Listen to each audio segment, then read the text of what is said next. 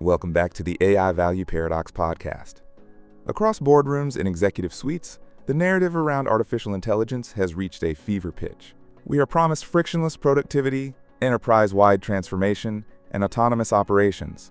Yet behind closed doors, most leadership teams are wrestling with a very different reality. Expensive AI experiments trapped in pilot purgatory, an astounding 85% failure rate for enterprise projects, and deep cultural resistance from workforce fears.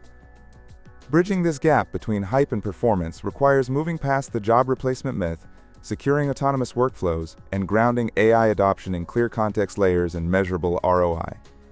In today's episode, our host, Puneet Kalia, CEO and founder of Kategos, sits down with Kevin Surace, CTO of Appvance, technology pioneer, and keynote speaker. Drawing on a deep background building intelligent systems, since the early days of virtual assistants, Kevin helps organizations stop guessing and start driving real, scalable business impact with AI. Together, Puneet and Kevin unpack the mechanics of the AI value paradox, deconstructing why workplace sabotage stalls rollouts, how biometric gates and context layers make AI agents enterprise-ready, and why the shift toward edge compute and AI-first workflows is reshaping the future of software. Let's head straight into the conversation. Well, welcome to this episode of Kategos, the AI Value Paradox. We bring you tech leaders and thought-provoking founders who share their perspective on AI adoption. If you feel your organization is stuck in pilot purgatory, spending time and money on AI experiments that never seem to impact your bottom line, you're not alone. Our guest today is the perfect person to help us understand that. Kevin Surace isn't just another AI futurist. Kevin comes with a deep technology background. He's a true builder who's been working in this field since the early days of virtual assistants, the technology that paved the way for tools like Siri and Alexa. Today, as the CTO of Appvance, he helps companies stop guessing and start getting real, measurable results using AI. We're going to discuss why most AI projects fail and how to move past the hype and exactly what do you need to do to turn AI from an experiment into a real competitive advantage for your business. Kevin, welcome to the show. Thanks for having me. Thank you. So one of the first questions that I want to jump right into is a big question that every enterprise is always wondering why most of the studies talk about 85% of the projects that have failed even after adoption of AI. Yeah, and of course they do. It's interesting how so much is being done wrong. I'm going to give you a long list of reasons. There's not one. The first is just cultural. If people believe that this thing is replacing some of their work, and then they look around and they go, some of us aren't going to be here, they are not going to actively participate in the end of their job. Just not. We've got 3 years of history of trying to do that, and people just will sabotage the thing. There's a really great statistic in a survey late last year that showed 31% of workers are sabotaging their AI rollouts, leading to 80% or more failure just because of sabotage. Because the boss is going, darn thing doesn't work. Well, it would work if the worker were doing what they were supposed to do with it, but they don't want to, right? So the first thing to learn about that is that tiger teams work amazingly well. And this is beyond a POC. It's a real tiger team that's incentivized to make this work in this part of the business. And they may be bonus to make it work. So they're going to work their tail off to make it work and become the robot overlords, right? So that's one area. You've actually got sabotage. People do not actively work to eliminate their job. Number two, we have to understand that people shouldn't be trying to eliminate their job. There are tasks that are going away. I get that.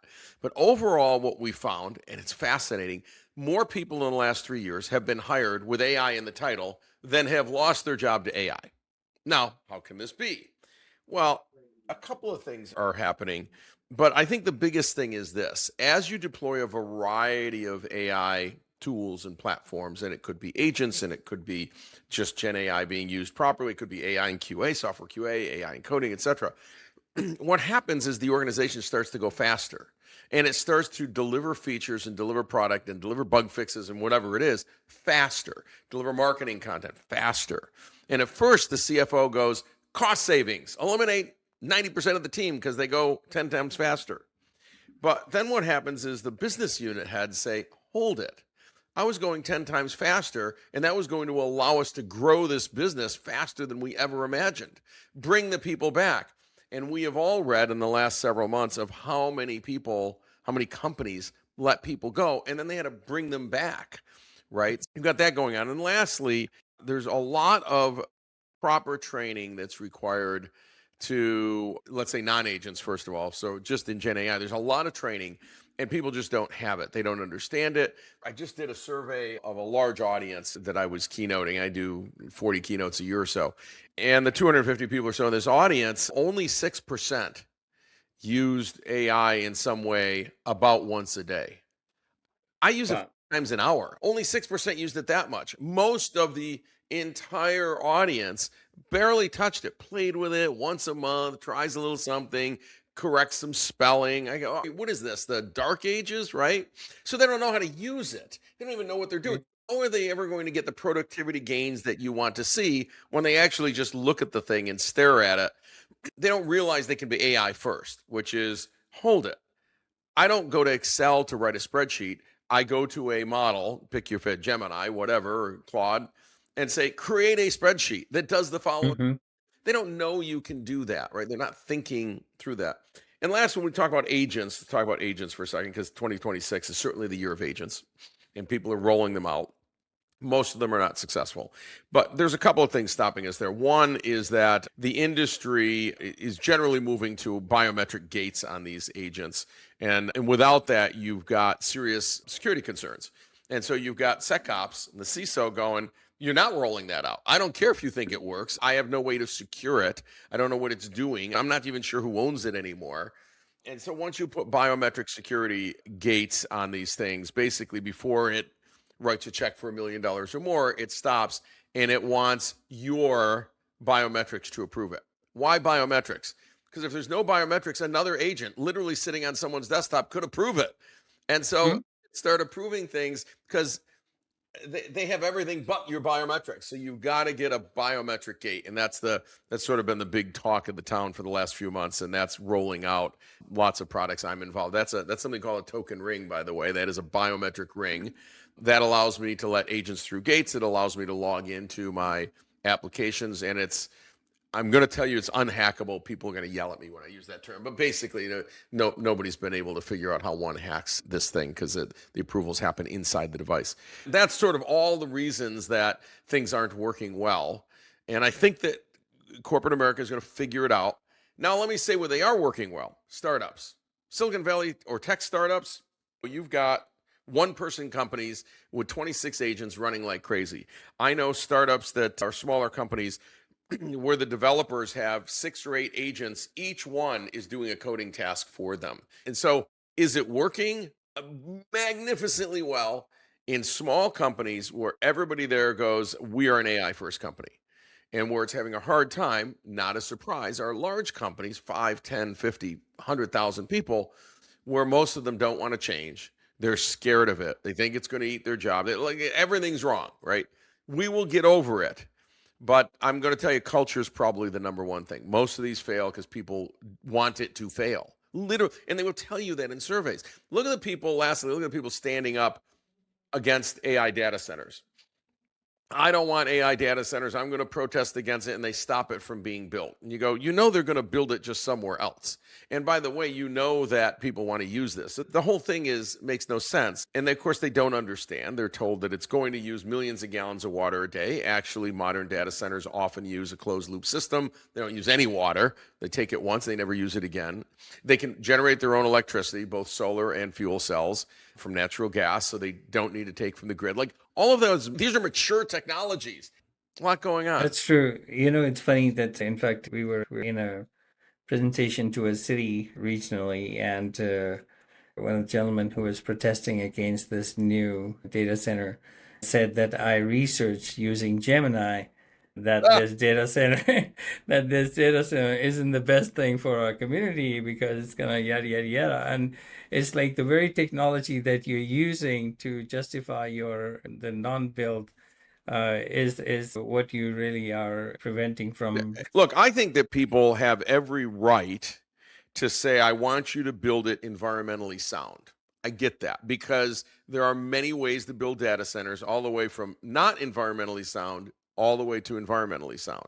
So you have to ask the right questions. But instead, there's a great article in the New York Times just about a week ago where they did an analysis and found that China, Iran, Russia, and North Korea are stoking the flames on this anti-data center and anti-AI movement so that the US doesn't build data centers and they build them all in China.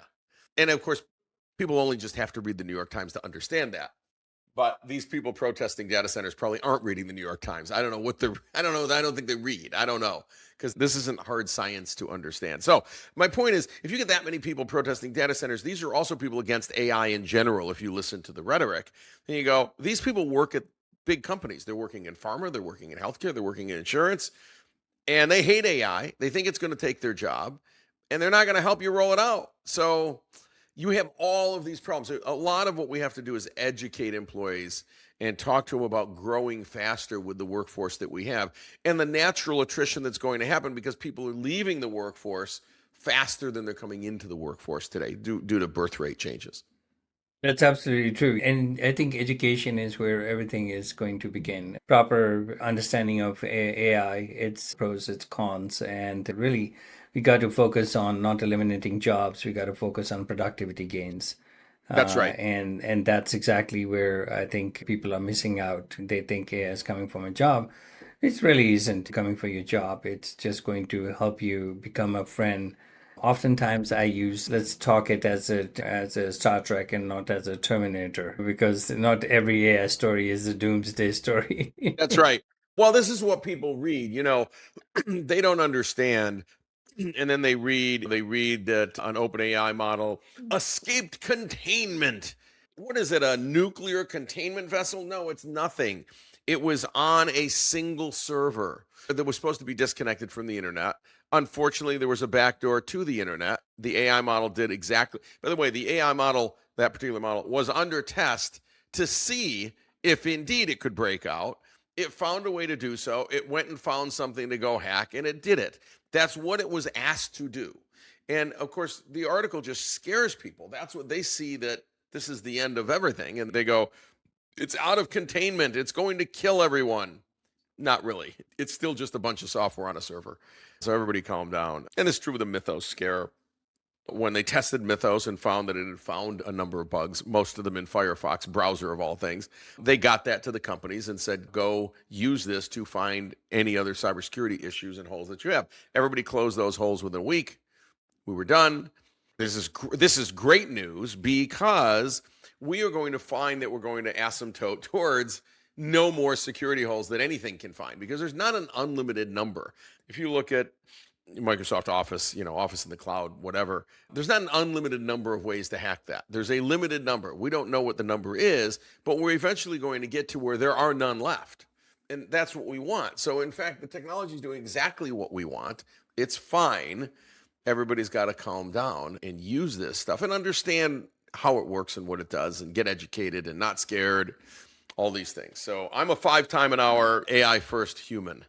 I think you're so right. I don't know what we would do without AI in our team too. We use it so much. I mean, pretty much from synthesizing our inboxes to planning out our weeks or months and days ahead, and Right. everything is all within the realm of AI. And we've really seen productivity gains. It's time to deployment, time to execution. Everything Absolutely. is, so much faster. And those are the key takeaways for any CEO or C-suite executive out there to when looking at AI adoption. And what do you think some of the key items, the first few things that any C-suite executives should be really focused on when adopting AI? First of all, I'm always remiss if I don't say, and they'll say I'm remiss if I don't say security, because you have to think about security of your data, the security from outside forces, etc. Security top of mind, biometrics, obviously, all of the things we already know how to do. Then beyond that, it has to be a productivity gain in some way, but productivity isn't always letting go of people and reducing cost. It can be, I can get product out faster, I can get it out better, I can service our customers better, I can close bugs, I can close customer calls. There are lots and lots of ways. And one way we're measuring it is customer satisfaction index, right? Can I get that number up?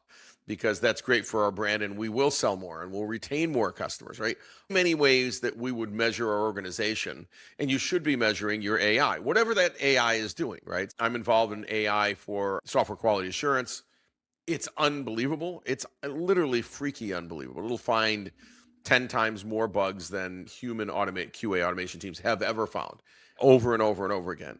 And people, of course, many people, depending on the level you're at, I'll give you an example, at the QA manager level on down, they don't want to find more bugs. That's actually not what they're incentivized to do. They are incentivized to run exactly only the tests they were told to run and stop. That's what they were told to do. Now, the higher up you go, when you get to the C level, you get to the C-suite, they say, I want maximum visibility on bugs. Like, I want to see everything. What could happen?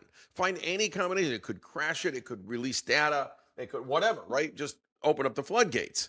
So you have to get to C-level execs before they understand the power that AI is going to give them. And the lower you get, the less interested they are. Think about customer support. Let's just sell to the actual frontline customer support people who are on the phone. And they watch this thing answer the phone and answer the questions better and 3 times faster. They're not going to help you roll this out, right? You have to get to the C-suite. And they're incentivized to service customers better, to find bugs faster, to deliver code faster, to put blog posts out faster and have them more relevant based on recent data, et cetera, et cetera. They are the most incentivized to do that. That's true. I think there's definitely, a big bottleneck between the adoption and the understanding. Yeah. I think the C-suite, even if I think they try to bring in these changes, it's the middle management or where I think some of these conversations really get tough, because that's where I think most of the scare is, hey, maybe I'm going to get replaced with AI. But I think that's not the case here, is that they're only going to get to those emails faster. They're only going to That's right. get to those tasks, any redundancies, you eliminate those. And that's where your time gains are. That's where your productivity gains are. I mean, Well, how often do you see that as a challenge? well, it's a challenge because some of that is hard to measure. People say, hey, I'm getting through my email faster. Okay, good. How do I measure that, right? Look, I think the other thing that is happening, I'm certainly doing it in my companies, is people who are not AI first probably aren't going to survive. So the people that are going to be let go aren't the people using AI. It's the people not using AI. And I have had to emphasize this so much in my keynotes when I'm talking to the room, and half, 3/4 of this room barely uses AI. I say, sadly, if I come back here next year and speak to your group, the people not using AI won't be here. And I'm not your CEO, but he's in the room, and I know what he's thinking. And he's going, he's agreeing with me. He's trying to tell them this, right? So it's not that the C-suite isn't saying get out there and use AI. The C-suite has recognized that they are going to get crushed by a Silicon Valley startup with 8 people in it. And they've got 8,000. And they're going to get crushed by someone with 8 people because those people started a business 100% with agents. And they're AI first, agents everything. I just crush people. There's stuff happening in the insurance industry. I can't talk about it. I go, wow, of course I didn't realize it's so ripe for disruption, but it might be, right? Can one do things a lot faster and a lot cheaper with AI? And the answer is yes. So as a large company, you have brand, you have reach, you have revenue, you have growth potential. If all your people are embracing AI, can then you take your 20,000 people and make them worth 200,000, right? And instead, you're going to have a small company that maybe it's 100 people that acts like a 2,000 people or a 20,000 person company. And so you don't want that. You got to stay ahead or else your competition is going to eat you. I do think the C-suite knows that. All the CEOs I talk to, it's the first thing they say. Kevin, I just can't get my people. They barely use it. We rolled out Claude everywhere. We rolled out Gemini. We rolled out whatever. Well, they use it a little. I don't know. Have you taught them? Well, we've had classes. They don't really listen. So again, we come back to culture. We just come back to culture. I don't think we're going to solve this easily until people see the results and until you have enough companies that say we're going to cut 20% of our employee base, but not the people who are using AI. Unfortunately, if you get called in today, it's because you didn't use AI. You didn't use it to the level of your neighbor. Well, I don't believe in it. Great. Hey, I talked to a student group yesterday. It was an audience of 500 people or so, but it was university students, right? And what's funny is in the university student world, of course, most of them are using AI and they're doing their homework with it and all that. And that's a different discussion.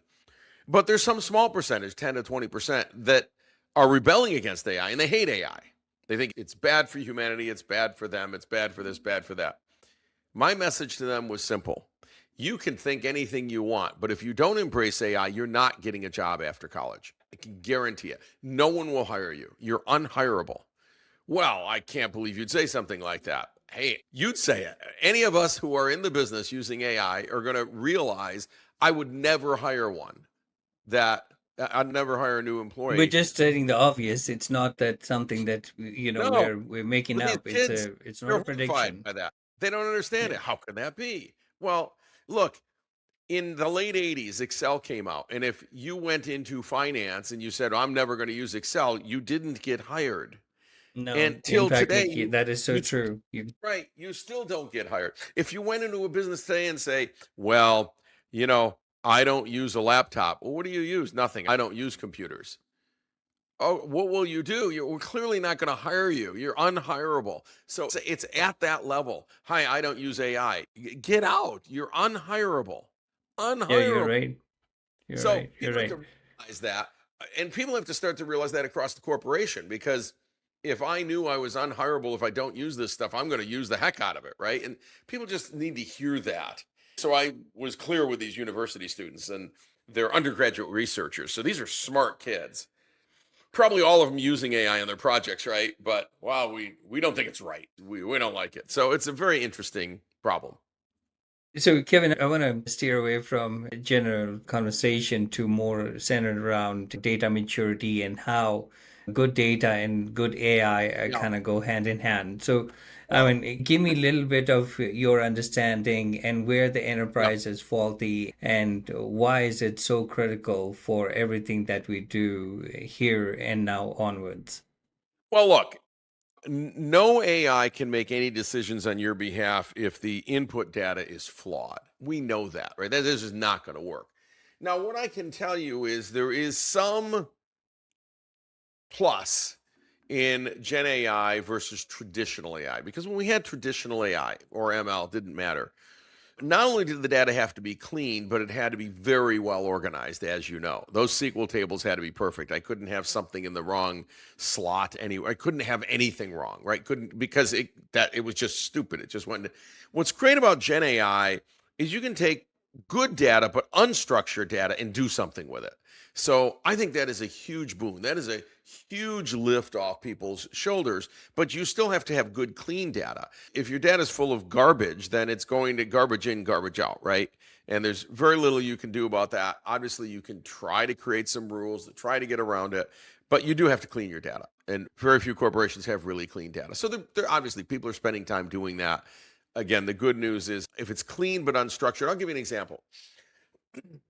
I was working with a corporation and they gave me a list of, I think, 85,000 warranty claims. Now, the good news is they were very organized, very clean, and very accurate. The bad news is the description of what happened, what the warranty claim was, right?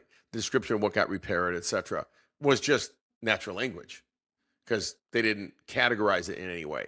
So what was great is because the data was very clean, we could actually do something with Gen AI with that data, right? It was clean data, it was crisp, there was no garbage in there, but we could understand the natural language too, which we couldn't have really done just 3 or 4 or 5 years ago. So the good news is you can do a lot with your data. The bad news is your data probably is in bad shape, so clean it up. Get the junk out of there. Yeah, it's so critical to have some good, absolutely cleaned up data for you to get the best outcomes. No question. And I think a lot of companies, they really forget, or we run into people still working on paper and they just missed a whole generation of digitizing themselves. So, Like 30 uh, years worth? well, something like that. When somebody's pointing you to a room full of PD, they've got their work cut out for them. So, Yep, well, that is right.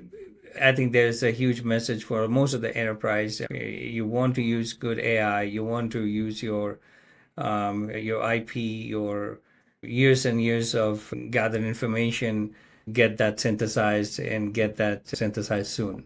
Because Absolutely. The other thing you need with agents that we're finding is you need context. So you need additional data. So I've got my database here. It's got all the data in it. And then up at the top layer, I've got these agents. In the middle is a context layer. If you do not give it context, and there's companies who do nothing but context layer, right? If you do not have the right context, this agent will not realize, for example,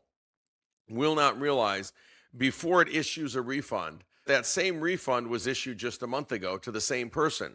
It sees it in the database, but doesn't understand that was in regards to the same order. Can't put that together. Doesn't understand a set of rules that go with that. These agents need more context, like humans need context, right? So how I get context as a human is I work for the company for many years and I kind of know the rules. Like if I see there's a $2,400 refund a month ago and this one's $2,400, I might stop and say, dig into that. Where did it come from? Why did they get a refund? Am I refunding them a second time or a third time? What's going on, right?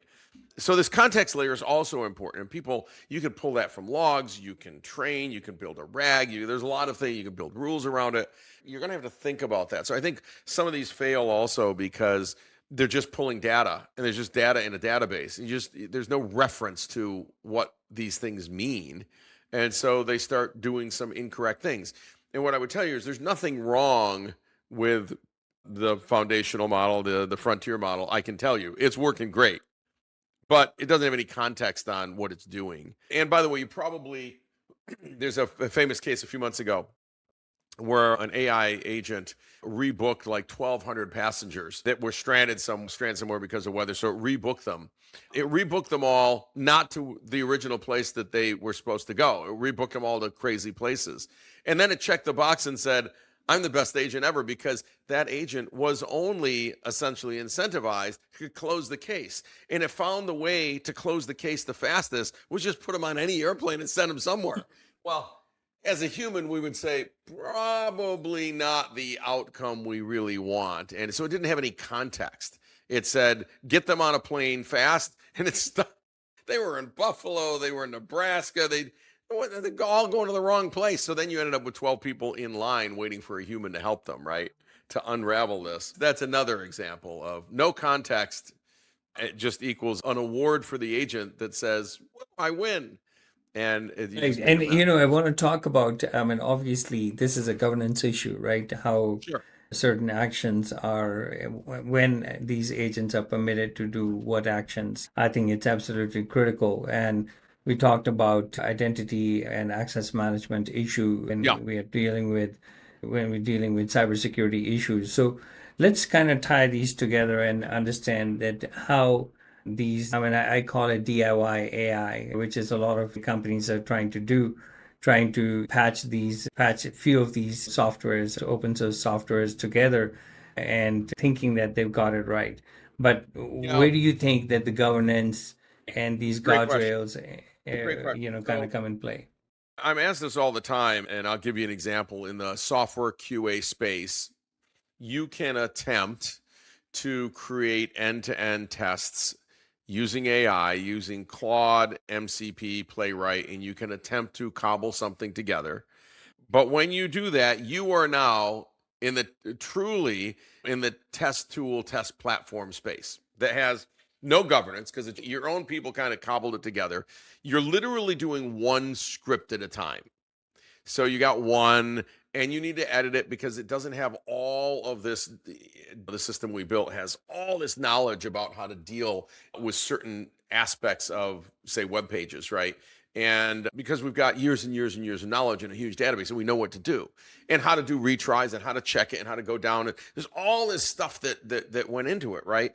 And so they do it and they go, hey, look, I can do this. And it's free. It's kind of free. I can do one. And maybe it's 10 or 20 bucks for the MCP, for the run at Claude, whatever. But nonetheless, so they did one. An hour later, they have to fix it because it's broken. It's not right. And it doesn't have self-healing. And I can go through all the things, right?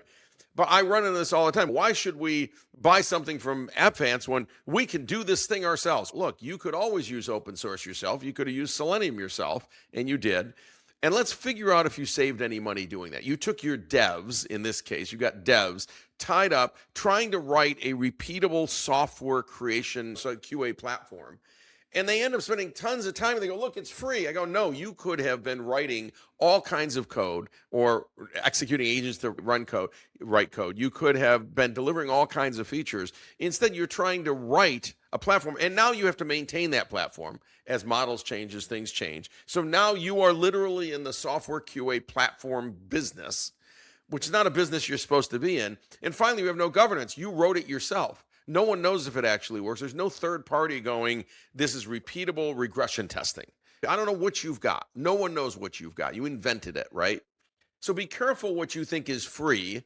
And I get that people want to use free models and free this and free that. Just be thoughtful about what you're doing. Now, there are some open source, I think for some work that some people are doing, a little open source, open weight model, running on your own cloud, probably fine. But just be careful about building out. That's where it starts, right? And then you got to build all this infrastructure around it. It's not the business you're in. The business you're in might be to deliver software to the HVAC world or software to the pharma world or a product, literally a product, and your software runs your manufacturing line. You do not want to be in the software QA platform business. You don't want to be in the LLM business. You don't want to be in any of those businesses. There's people who do that. Sometimes it's hard to convince people because they get it in their mind. It's free. Actually, it's costing you millions of dollars. This is dumb. So we all see that. Be careful. Stay in your lane. What I like to say about AI and about companies is figure out where you add the most value. Stay in that lane and add the value there. Do you notice very few companies do their own payroll anymore? Mm-hmm. Could they do it cheaper?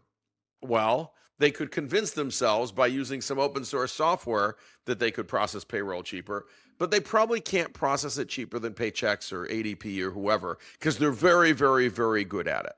And even if you pay some money for it, who cares? You add zero to your business by you taking over processing payroll. You add nothing, right? You do not accelerate your business at all. There's people who do that for pennies or a few dollars. Who cares, right? So you got to take your people and put them onto the things that accelerate your business.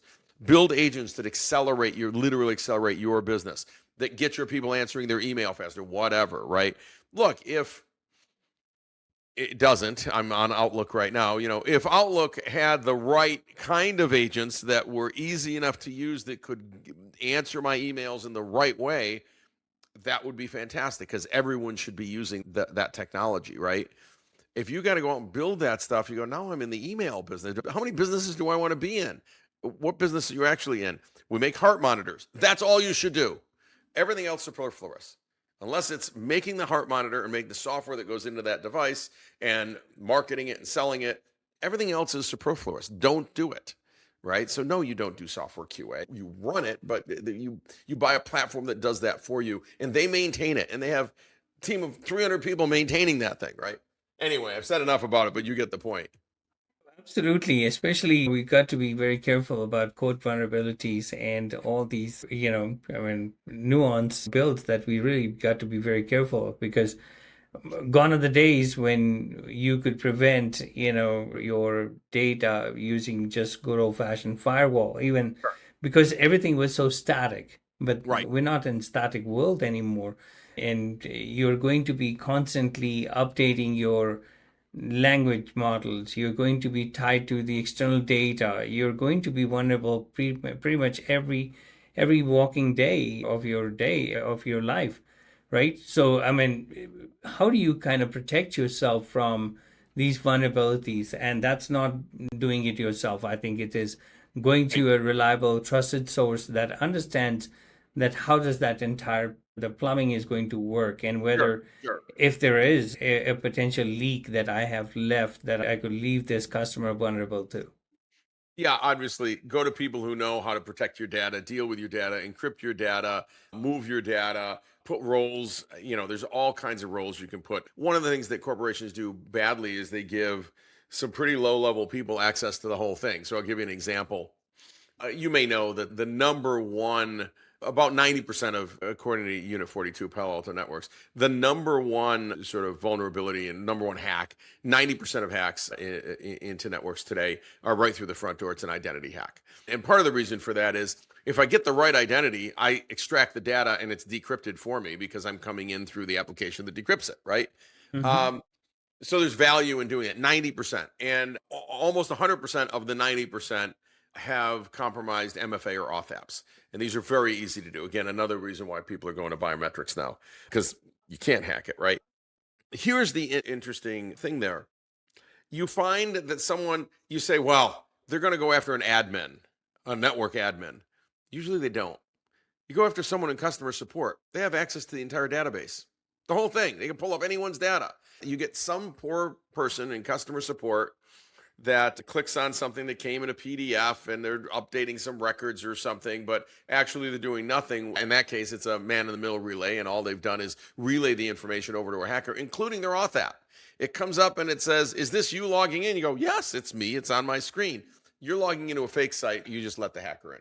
Hackers in these days less than 6 minutes on average. These times have fallen. And in 6 minutes, they've extracted everything they want to extract. And literally 5 minutes later, the CEO's got an email that says, give me money.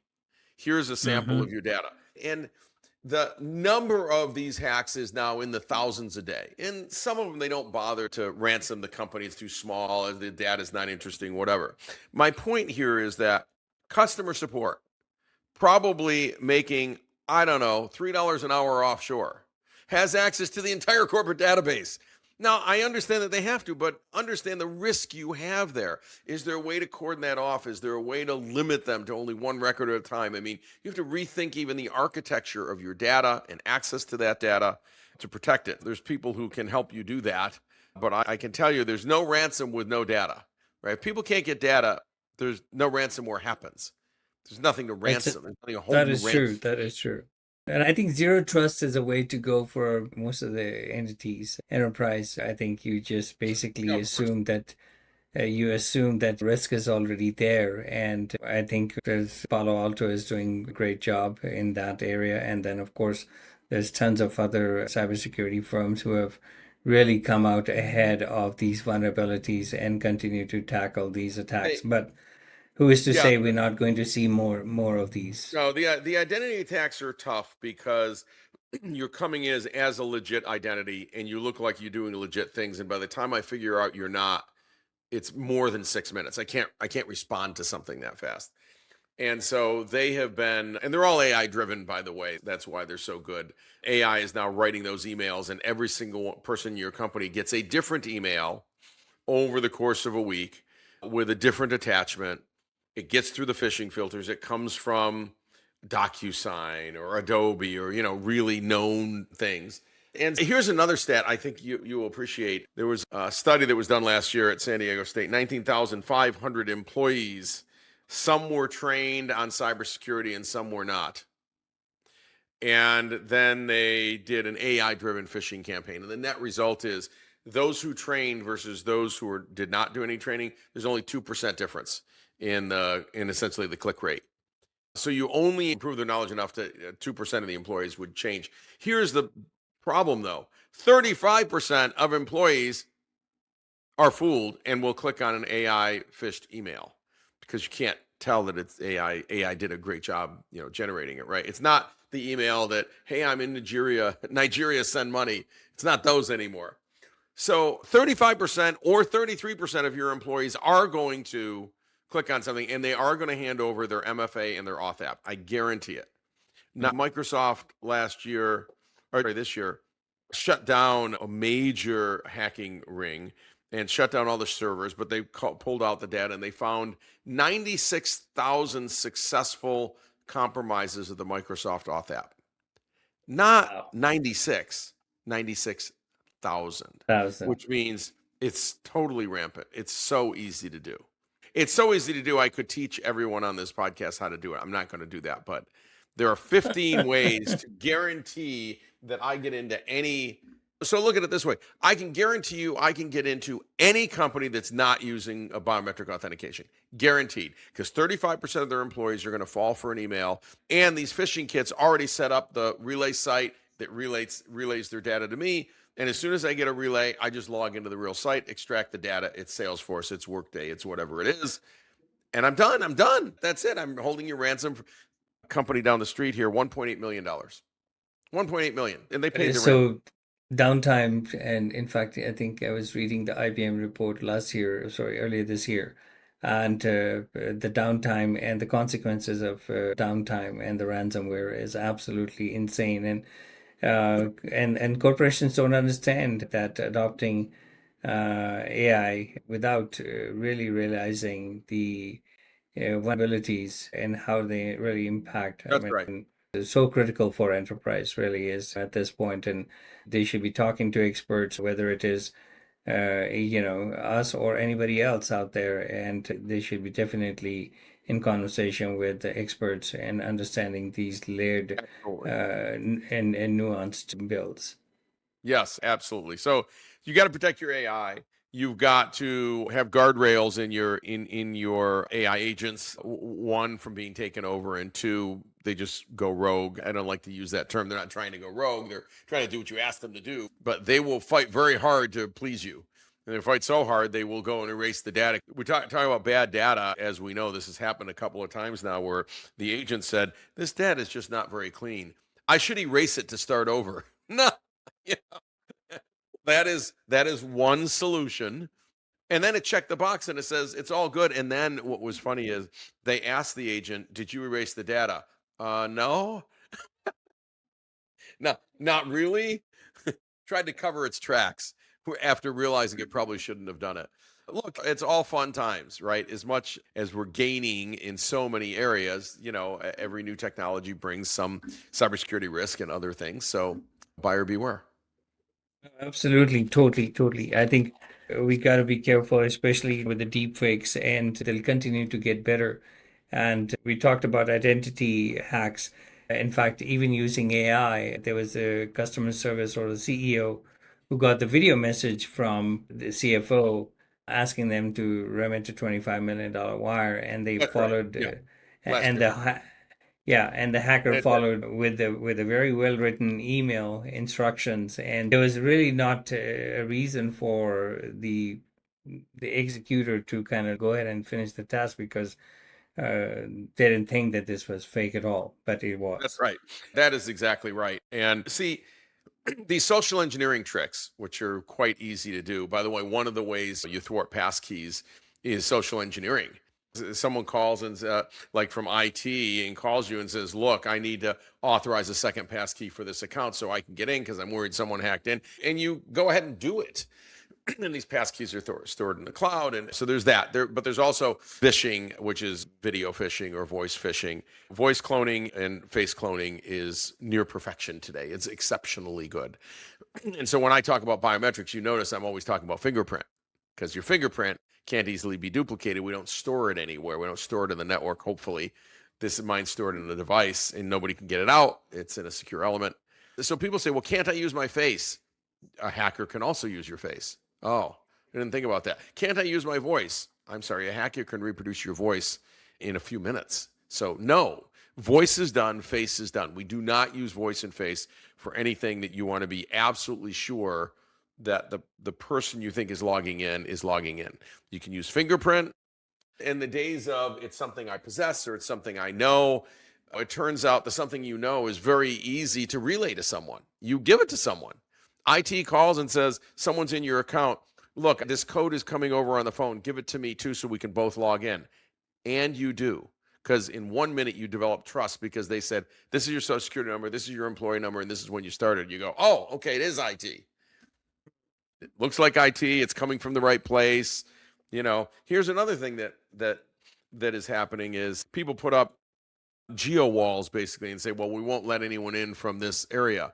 Well, they just route through and they tunnel into servers that are right down the street from you. So it looks like it's coming from the right place, but they've tunneled through several and they've used a relay server, but the IP address you see is in New York City, and you go, yeah, he's probably in New York City. So that isn't successful either. So I think we are getting to a time when fingerprint biometrics probably is the only absolute assured way. It's, by the way, the field is called biometric assured identity. It's the only assured way that you are you. Even on this call, right on this podcast, I can't be sure that you're not an AI. You're not because we talked ahead of time and all of that. But it's getting that good, right? I had a video clone of me and people couldn't tell. except for a slight delay.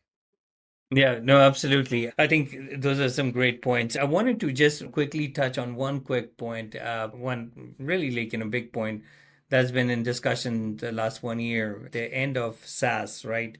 Let's talk about Yeah. that. And this was also part of the conversation recently at an event in the Bay Area. And how do you see the end of SaaS, and Yeah. why do you see that this is really the beginning of something more modular, not those fixed, very Monolithic, sure. rigid? Yeah, yeah. Well, here's the thing, right? So let's take what is Salesforce? What is Workday? It's a really sophisticated UI for a database. Period. That is what it is.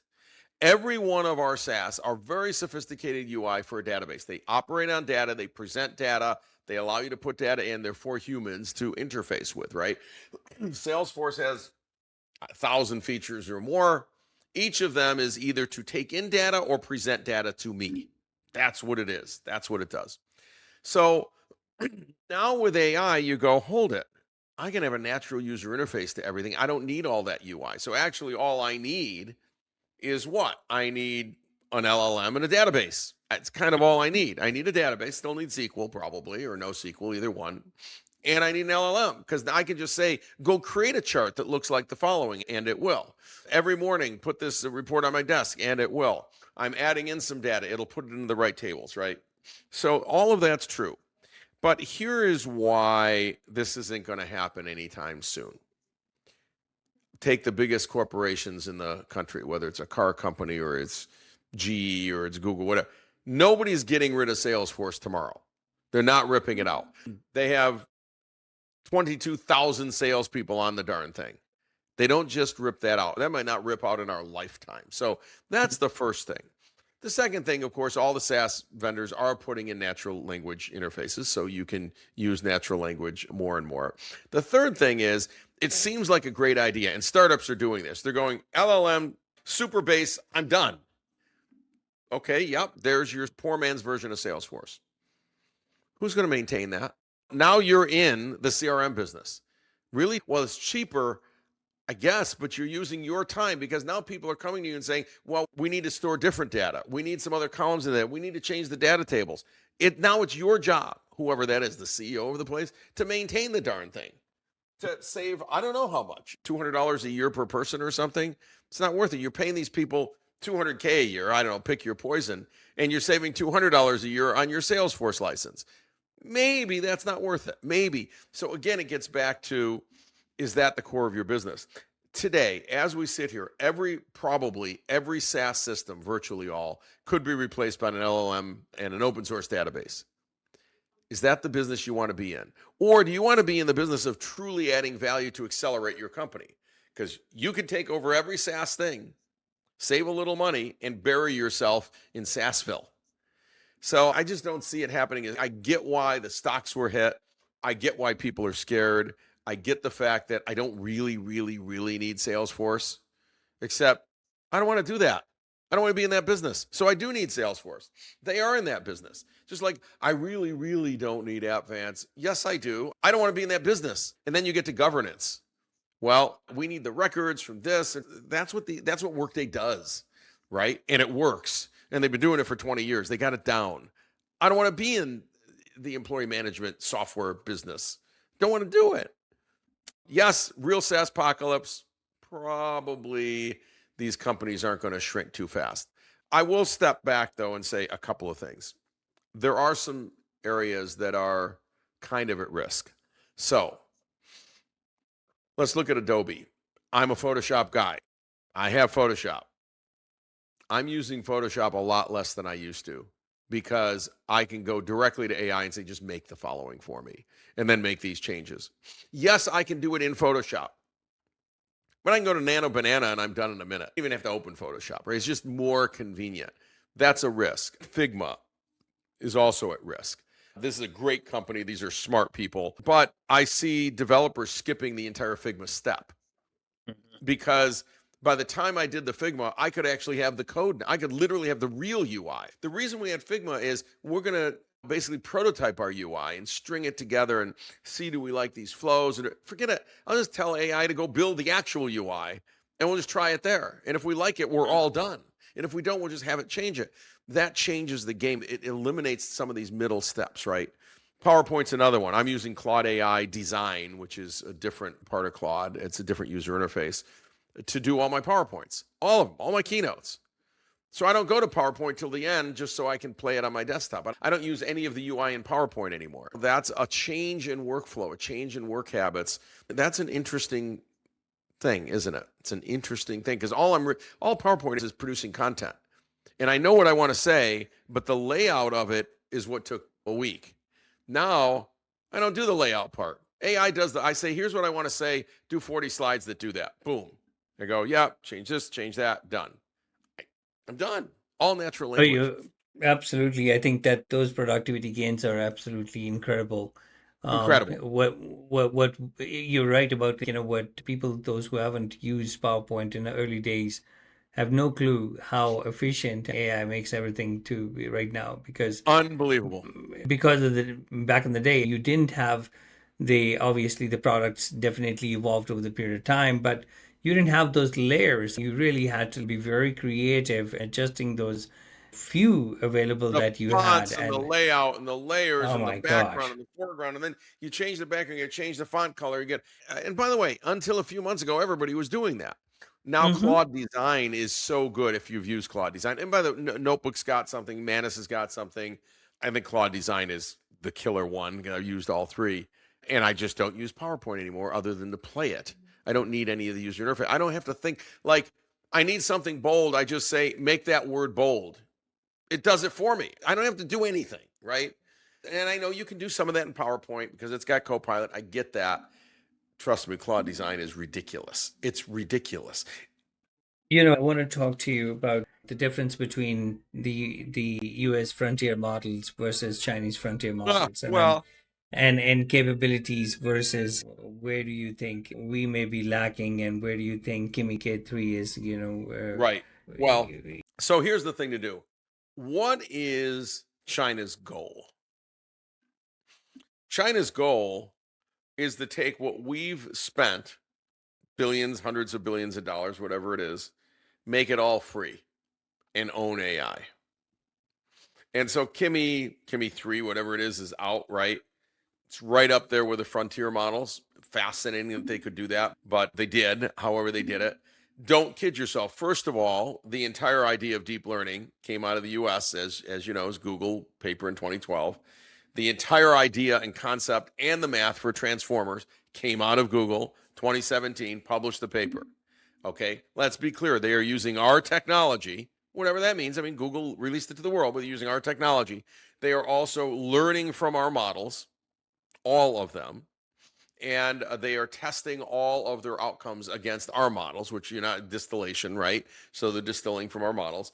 And they are doing what China does really, really well, which is it's less of an inventing country, and it's a great country that says, I'm going to take what they've done and try to make it really, really cheap. So they're taking something where someone is charging us $25 a million tokens or whatever it is, and they're going, hey, it's free, it's open source, use it however you want. That is undercutting all of these people who think they're worth $1 trillion. Now, that can have really dramatic effects on an open AI that says we're worth $1 trillion. And if China keeps going, and always within weeks, they're as good as our best models, right? Is someone really worth $1 trillion if there's a free version? Really? There's another thing that's happening is that, and this is true with all of the Chinese models, is they can run on much lower power GPUs, right? So they've gotten really, really good at being very efficient. If you just asymptote, right? You just say, where does this go? And you follow Moore's law for the next 5 years, the amount of horsepower in an iPhone, in the neural processor set of processors that are in an iPhone, means you're going to run a model very close to what Kimi 3 is today. Does that make sense? 3 to 5 years from now, you're running in your iPhone. If you are doing all that inference within the iPhone itself, I never need OpenAI's cloud at all. I don't need their cloud. Like, the whole way they make money is they charge me for usage. I am never going to use it, ever. It's all going to be right here. In fact, probably most everything that I would ever do in AI could be done on a powerful enough GPU, TPU, neural processor, right, within the next 5 years. So Right. this is a fascinating problem. Does this all distribute out? And in fact, we don't need as many AI data centers because all this stuff is going to distribute out to the endpoints. And the endpoints are going to have that capability in them, including built-in TPUs and other things. So think about that, and all of these things start to unravel in your mind. Is there an open AI worth $1 trillion or 10 trillion or zero? Right. And you said, do we need all these data centers? And now that we also see that most of the compute is going to move to the edge. I mean, it's going to Yes, move to the on exactly. device. So, I mean, how Right. does, so quickly share your views on that. I think right now, when you do the projections, you need all the data centers, but they are because they're projecting usage, but they're failing to realize how much can move to the edge and failing to take, I think, into account Moore's law to do that, right? You double the capacity, double the capability, double the processing power every 12 to 18 months. So over 5 to 10 years, think of what that is. That's 2 or 3 or 4 or 5 doublings, right? Depending on how you're looking at it. And if you're doubling every year, which is a possibility, just including algorithmically, perhaps, that's 5 doublings. So it's 2, then it's 4, then he has 2 to the 5th power. That's crazy, right? And so you end up with something that's 32 times more powerful than it is today 5 years from now, roughly. 32 times more powerful. 32 times more powerful. So what takes 32 seconds today in an iPhone will take 1 second. Game over. Like, I hardly ever need to go out to a model in the network. Very, very rarely. And so if we all go to edge compute like that, highly distributed, which by the way is really efficient. Everyone buys their $1,000 AI processor in their phone, right? And you sell billions of them a year. This is amazing, right? That's a game changer. And maybe we don't need whatever it's going to be, 1,200 data centers. Maybe we don't need many more. It's hard to see. But I'd be projecting that out and try to say, how's this going to play out, number one. Number two, look at what the average person's usage is going to be. What are they going to do? Not everyone is going to make a film. I do a lot of manipulation of video with AI. It takes an immense amount of GPU or TPU horsepower to do that, frame by frame. Very hard, takes a long time. A 10-second video can take a long time, literally minutes. And if I want to just sharpen a video using a diffusion model, 10 minutes can take about 10 hours right now. 10 minutes takes 10 hours across an entire swath of GPUs. And I'm paying $100 to do that work or $200 to do that work. So I get that there'll be certain things that have to be done out there, and you just need so much parallel processing. But most people are asking a question, getting an answer, correcting some things, some spelling and grammar. Most people are going to be doing that, right? Or analyzing a spreadsheet, things like that. And we're going to be able to do all of that at the edge in our device. So it's fun times. This is a great conversation, Kevin. So what are the new, some of the next conferences or events that you're talking at? I talk to insurance companies. I talk to cybersecurity industry. Most of these are not technical conferences because they're already down the road of AI. They don't need someone to come talking about AI. Most of these are big, huge, multi-billion-dollar businesses that they're started, but they're not moving. And then, of course, a lot of my talks now are about my book, which I can put up there for a second. The Joy Success Cycle. Joy Success Cycle. You can order it today on Amazon, everywhere books are sold. Forward by Goldie Hawn, the actress. Just buy the book for the forward. It's the best part, actually. No, it's a game changer. And the Joy Success Cycle gives you a method to put joy before success so that you will be the most successful you can be. And if you follow the method, the people who followed this call me 2 weeks later and say, you've changed my life. So I hope I can change a few lives with this book. That's awesome. Incredible. Well, Kevin, thank you so much. This has been a great conversation. I know that the AI needs to be thought through. It is not something that you just readily go buy off the shelf. I think there's a lot of intelligence that is before you really apply artificial intelligence into your processes. If people need to reach out to you, they log into your LinkedIn or... and my website, kevinsurace.com. kevinsurace.com, ladies and gentlemen. Thank you so much, Kevin. Have a lovely day. Thanks so much. A special thank you to our guest, Kevin Surace, CTO of AppFans, for sharing his invaluable insights on escaping pilot purgatory securing AI agents, and navigating the shift toward an AI-first enterprise.